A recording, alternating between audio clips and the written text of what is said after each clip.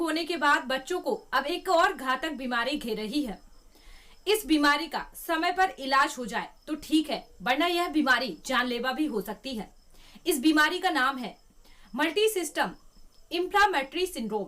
इस बीमारी का बच्चों में कैसे पता करें, क्या इसके उपाय हैं, आइए जानते हैं इसके उपचार के बारे में। मैं डॉक्टर अनिल जायसवाल हूँ। मैं एक बच्चों का डॉक्टर हूँ और मैं गांधीबाग में प्रैक्टिस करता हूँ। मेरा एक हॉस्पिटल है, नियो केयर चिल्ड्रन हॉस्पिटल, और we are looking after neonates to pediatric patient 18 साल तक जो पीडियाट्रिक कहलाते हैं वो। सर, बात अगर की जाए कोविड हुआ, कोविड का पोस्ट कोविड में छोटे बच्चों में जो है MIS-C सिंड्रोम नाम का एक रोग पाया जा रहा है। क्या कहेंगे सर, क्या होता है MIS-C और ये कोविड के बाद क्यों हुआ, क्या कारण हो सकते हैं, क्या कहेंगे आप? देखिए, इसमें इसकी जो पहले जो अपन कहते हैं कि कोविड 1 आया, फिर कोविड 2 आया, उस बीच में क्या हुआ कि एडल्ट का इम्यूनाइजेशन नहीं हुआ था और बच्चों का तो हुआ ही नहीं था। तो एडल्ट में जो जिनको कोमॉर्बिड कंडीशन, उनको ज़्यादा फर्क पड़ा पहले वेव में।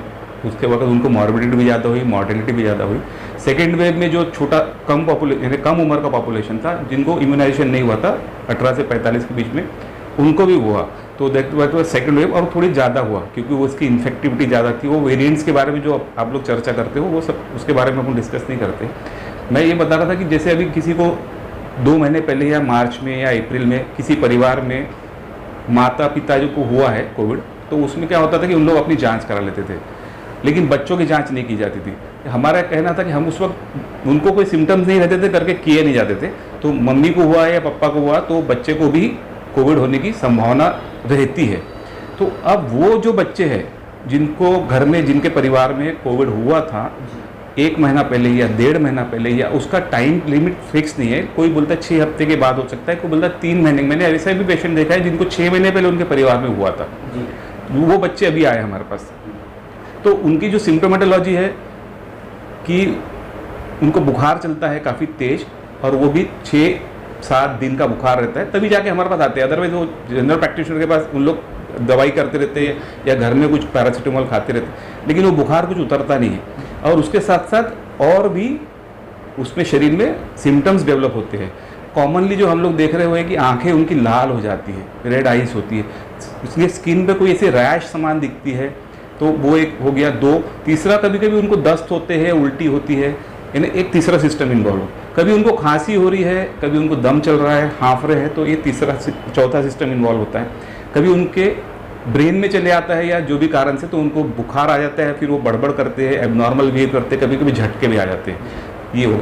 लेकिन ये सब सिस्टम से ज़्यादा खतरनाक होता है हार्ट का इन्वॉल्वमेंट। जो अगर हार्ट पे इन्वॉल्वमेंट होता है, जिसको हम लोग मायोकार्डाइटिस बोलते हैं, हार्ट की जो मसल है उसके ऊपर उसका असर आता है, तो वो बहुत लाइफ थ्रेटनिंग होता है। उस वक्त बहुत ईमानदारी से अगर छूट गया अपना देखना, तो बच्चा मिस हो जाता है, हमारा कई बार होता है। तो उस प्रकार के बच्चे भी हमारे पास आ रहे हैं। अभी ऐसा हो रहा है कि अब उनको आप बोलेंगे कि ये तो 6-7 दिन का बुखार है और भी कोई कारण से हो सकता है, लेकिन उसमें हम लोग शुरुआत करते हैं उनके डायग्नोसिस की कि वो बेसिक इन्वेस्टिगेशन करते हैं, जिसमें CBC, CRP, अगर बढ़ा हुआ आता है CRP, तो उसके बाद उसका कोविड एंटीबॉडी करते हैं। तो कोविड एंटीबॉडी उसके शरीर में रहते हैं।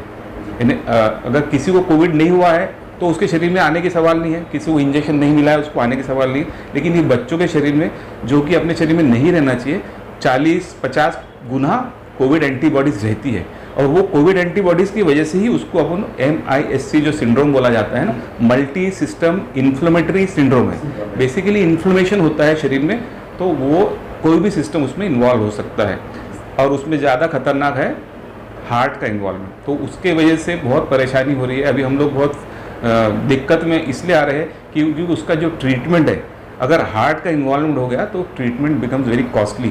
जो IVIG इंजेक्शन दिया जाता है वो महंगा है। अगर बच्चे का वजन ज़्यादा है तो उसमें काफ़ी पैसा लगता है। तो कई बार बेचारे पेशेंट जो रहते हैं मध्यम वर्गीय, या तो उनके पास उस प्रकार की व्यवस्था मुश्किल हो जाती है। तो हमारे लिए भी वो दिक्कत हो रही है। सर, उपचार संदर्भ में अगर बात की जाए तो उपचार में कौन कौन से तरीके MIS-C के प्रभाव पड़ते हैं, क्या कहेंगे? अभी जैसे मैंने आपसे चर्चा की है कि इसमें कोई भी सिस्टम इन्वॉल्व हो सकता है, और मैं लास्ट टाइम एक बात आपको बताना भूल गया कि उसमें RT-PCR भी हम लोग कर रहे हैं बच्चे का, दैट इज़ नेगेटिव, वो नेगेटिव आ रहा है, लेकिन उनको एंटीबॉडीज़ प्रेजेंट मिल रही, तो MIS-C में जा रहा है। अब वो जो भी सिस्टम उसका इन्वॉल्व होता है, जैसे लंग्स का इन्वॉल्वमेंट है तो उसको हाँफता है बच्चा, या उसको निमोनिया होता है तो उसको एंटीबायोटिक्स वगैरह जो दे देते हैं, या उसको पेशाब में कोई तकलीफ हो रही है, या उसको उसके आँखों में कोई तकलीफ हो रही है, तो उस हिसाब से सिम्टोमेटिक थेरेपी रहती है। लेकिन अगर आपको कंफर्म हो गया कि बच्चे के हार्ट में इन्वॉल्वमेंट है, उसका ब्लड प्रेशर नीचे जा रहा है, उसके हार्ट में सूजन है, जो कि आप इको से मालूम पड़ता है, और एक दो खून की जांच होती है जिसको हम लोग ट्रोपोनिन आई बोलते हैं और BNP प्रो बोलते हैं, ये 2 इन्वेस्टिगेशन हम लोग करते हैं। उससे वो उसमें अगर मायोकार्डियल डैमेज अगर होता है तो वो बढ़ जाता है आपके शरीर में, जो कि काफ़ी मात्रा में, जो 125 होना चाहिए वो 4-4 हज़ार आ रहे हैं बच्चों में। और मेरे पास अभी तो काफ़ी सारे 3-4 बच्चे भर्ती है जो सीरियस कहलाते हैं, लेकिन उसका जो ट्रीटमेंट है वो अल्टीमेटली आपको मिथाइल प्रेडनिसोन देना पड़ता है एक डोज से। उसका बच्चों के हिसाब से डिफाइंड प्रोटोकॉल है गवर्नमेंट ऑफ इंडिया का, और हमारा इंडियन एकेडमी ऑफ पीडियाट्रिक की तरफ से भी 2 प्रोटोकॉल है, सेम प्रोटोकॉल है। वो प्रोटोकॉलाइज ट्रीटमेंट उसमें दिया जाता है, उसमें आप इधर से उधर नहीं कर सकते। तो वो जो ट्रीटमेंट है कि पहला अगर आपको ऐसा दिख रहा है उसका ब्लड प्रेशर नीचे हो रहा है, या उसका इजेक्शन फ्रैक्शन कम हो रहा है, या उसके कोरोनरीज इन्वॉल्व हो रहे हैं, तो आपको IV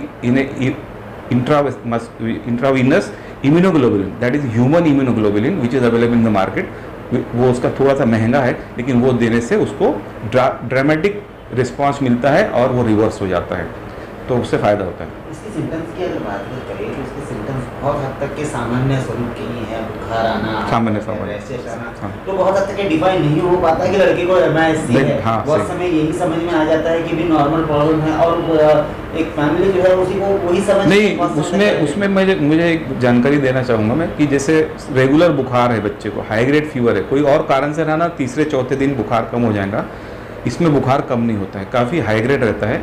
और जैसे जैसे बच्चे का दिन निकल जाता है, 1 दिन, 4 दिन, 5 दिन, 6 दिन, तो बच्चा सुस्त हो जाता है। सुस्त हो जाता है ना, अपने को दिखता है बच्चा बीमार है, बच्चा सुस्त होने के साथ साथ खाना पीना छोड़ देता है, और उसका गल जाता है, गलना समझते हैं ना हम लोग, उसको टॉक्सिक लूप बोलते हैं। हमको अगर बच्चा दिखा ना, हम पहचान लेंगे कि ये बच्चा टॉक्सिक है, सब कुछ गड़बड़ है इसके शरीर में, उसको इन्वेस्टिगेट करिए, अपना डायग्नोसिस होता है, ट्रीटमेंट करिए, फटाफट ठीक होता है।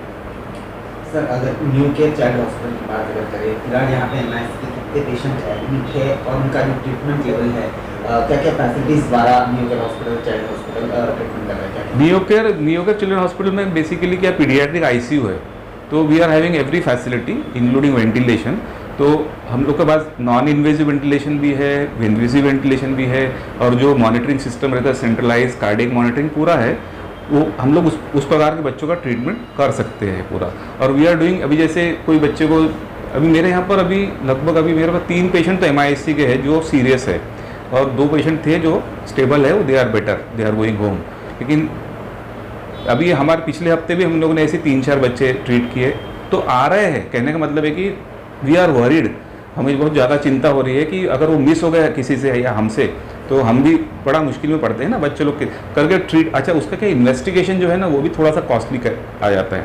अगर आप उसके चारों कोविड प्रोफाइल कराओगे, 4 इन्वेस्टिगेशन, और उसका BNP कराओगे, या उसका इको कराओगे, या उसका एक्सरेचेस कराओगे, इसका सोनोग्राफी, तो थोड़ा सा कॉस्टिंग बढ़ता है। लेकिन अपने हाथ में डायग्नोसिस अगर आ जाए तो ट्रीटमेंट बहुत अच्छे से हो जाता है। कोविड के इस पीरियड में डॉक्टर लोगों ने बहुत मेहनत की है, अभी चाइल्ड लोगों पे आ चुका है, तो आपके ऊपर किस तरह के चैलेंज आपके सामने क्या है? मैं एक्चुअली कल भी मैंने हमारे पीडियाट्रिशियन ग्रुप में डिस्कस किया, एम्स की प्रोफेसर है उससे भी मैंने डिस्कस किया कि what is happening in Nagpur या ऑल ओवर इंडिया। तो उनका कहना है कि MIS-C जो आ रहा है वो अभी बढ़ेगा। अब वो this is not Covid, this जो आप कोविड 3rd वेव की बात कर रहे हैं वो नहीं है, this is not Covid 3rd wave, this is post Covid syndrome. Adults में भी हो रहे हैं उनका कहना है, लेकिन बच्चों में थोड़ा ज़्यादा प्रमाण है। अब उसका रीज़न वो जो एंटीबॉडीज़ उनके शरीर में है उसके वजह से उसको ऑटो एंटीबॉडी डेवलप होकर वो हो रहा है, लेकिन उसको कहाँ पर जाके ख़त्म होगा ये तो अभी तो 1 ही महीना निकला है अपना, जो पीक को अभी होने का ही 1 महीना। पीक कब हुआ था अपना? अप्रैल महीने में 19 या 20 अप्रैल को पीक हुआ था, अभी 1 महीना होने का ही है। तो let us see, hope for the best. Sir, 3rd wave predict की जा रही है, 3rd वेव भी बच्चों पे होने वाली है ऐसा बताया जा रहा है, आप क्या कहेंगे? नहीं, इसमें ना ये जो आप लोग का जो चर्चा होती है पेपरों में होती है या पॉलिटिकल लेवल पे जो ब्यूरोक्रेट लेवल पे होती है, लेकिन इसमें इंडियन एकेडमी ऑफ पीडियाट्रिक जो है हमारे बच्चों का जो डॉक्टर का एसोसिएशन है, जिसमें 30,000 पीडियाट्रिशियन है ऑल ओवर इंडिया, उस पर भी डिस्कशन हुआ। तो उसमें क्या है, ऐसा कोई बायोलॉजिकल एविडेंस नहीं है 3rd वेव का। बच्चों में थर्ड वेव का biological evidence is not proved, it is a prediction कि इट माइट हैपन। लेकिन उसका और दूसरा क्या है, उसका रीज़न ऐसा भी है कि बच्चों में उसका जो इफ़ेक्ट्स आने चाहिए वो कम आते हैं। वो तो शायद आपको भी जानकारी होगी कि बच्चों में उसके इफ़ेक्ट्स कम क्यों आते हैं, सिम्टम्स कम क्यों होते हैं, वो बच्चे ज़्यादा बीमार क्यों नहीं पड़ते, क्योंकि वो क्या होता है, एस इनहिबिटर बोल के एक होता है जो स्पाइक प्रोटीन का कोरोना का होता है ना, उसके ऊपर इफेक्ट करता है और वो एडल्ट्स में ज़्यादा होता है, बच्चों में कम होता है। तो उसकी वजह से बच्चों में उस प्रकार की बीमारी अपने को कम मिलती है। तो थर्ड वेव का प्रेडिक्शन दोनों तरफ से है, we have to be prepared. लेकिन एज अ पीडियाट्रिशियन उसका कोई बायोलॉजिकल या उसका एपिडेमियोलॉजिकल देयर इज नथिंग कि हो सकता है। Let us wait and watch. आपको कोई बोलेगा नहीं उसके बारे में। चैनल के माध्यम से जनता को क्या संदेश आप देना चाहेंगे? इसमें देखिए क्या कोरोना एज सच बच्चों के हिसाब से बोल रहा हूँ मैं, ऐसे कोई घबराने की बीमारी नहीं है। आप अपने बच्चों का ख्याल रखिए। अगर घर में किसी को होता भी है कोरोना तो एडल्ट लोग के साथ साथ बच्चों का जो देख रेख होता है उसमें कोई फ़र्क नहीं पड़ता है। मास्क जो SMS के बारे में अपन बात करते हैं, मास्क लगाइए, सैनिटेशन, हाथ धोइए और डिस्टेंस रखिए और इसके सिवा बाहर ना निकले, गर्दी में ना निकले। बच्चों का देखरेख विशेष और नहीं, जो आपकी देखरेख है वही उनकी देखरेख है।